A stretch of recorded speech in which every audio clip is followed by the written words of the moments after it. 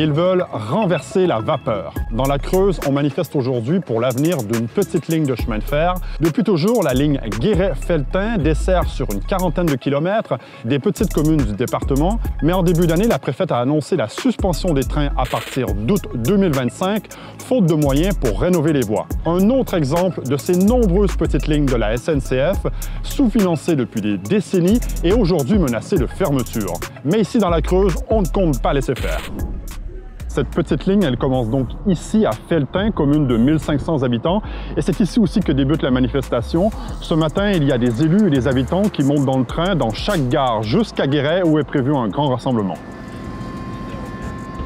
Un peu les atouts de la région, pourquoi il est important ce train? Alors ce train il est important parce que cette ligne-là, elle dessert tout le bassin de vie et d'emploi du sud de la Creuse. Donc Felletin avec le lycée des métiers du bâtiment, la ville sous-préfecture Aubusson avec la cité de la tapisserie, le lycée agricole d'Ain et puis bien sûr après notre ville-préfecture Guéret. Ils sont très vieux là les rails sur lesquels on circule? Ah oui, ils ont pas loin de 100 ans les rails. Là la voie effectivement il faut la régénérer, elle est vraiment au bout du bout. La préfecture estime qu'il faudrait 50 à 80 millions d'euros pour tout remettre en état et selon les pouvoirs publics, ça c'est beaucoup trop par rapport aux quelques 500 personnes qui empruntent la ligne chaque jour.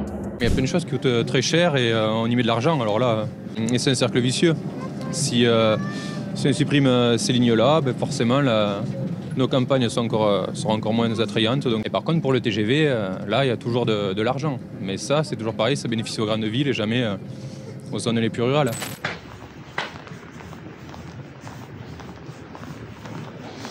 Bonjour madame, désolé de vous déranger.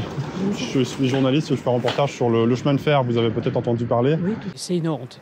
Je pense qu'on a des politiques qui sont... Ça leur passe par-dessus la tête nos problèmes.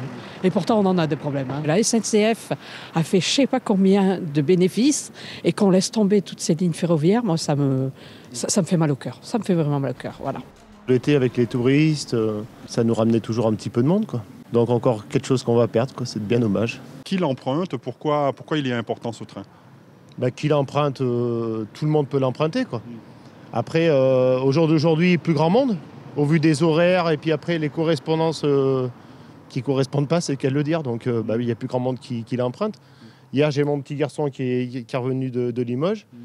Et il a pris le car parce que malheureusement, à cette heure-là, il n'y avait plus de train, quoi. Déjà bien enclavé, donc si on enlève les moyens de communication, c'est embêtant. Et ce qui est défait se refait pas. Donc c'est quelque chose de définitif si elle ferme. Il faut se poser les bonnes questions et arrêter que de voir par le financier, j'ai envie de dire.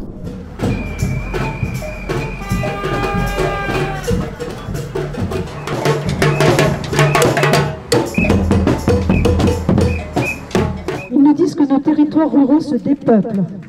Eh bien non. Ils ont un avenir, une attractivité à défendre chaque jour.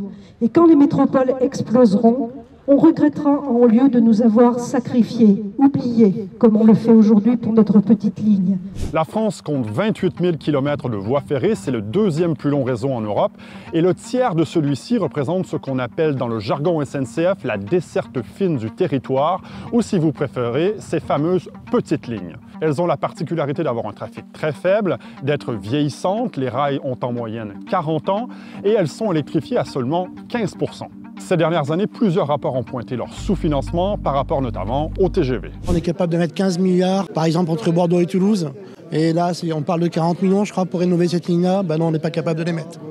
C'est un peu déstabilisant. On ne peut pas continuer à prôner effectivement un monde décarboné si on enlève le train. On va faire des voitures électriques que la plupart des personnes ne peuvent pas se payer. Donc voilà, il y a un moment donné, il faut être droit dans ses bottes, dans ses choix. L'État promet de trouver des solutions alternatives, notamment des cars. Et à plus long terme, la SNCF mise aussi pour relancer les petites lignes sur des trains ultra légers et il faut le dire aussi moins chers. Ces trains fonctionnent avec une batterie. Ils peuvent transporter 80 personnes, dont 30 assises. Un premier prototype est en développement et devrait être testé d'ici 2027. On trouve que ce n'est pas une bonne solution parce que en fait, ça fait sortir le réseau du réseau ferré national. Ça veut dire que si un jour on veut remettre du fret, ça sera impossible. Et en fait, c'est déjà ce qu'on a.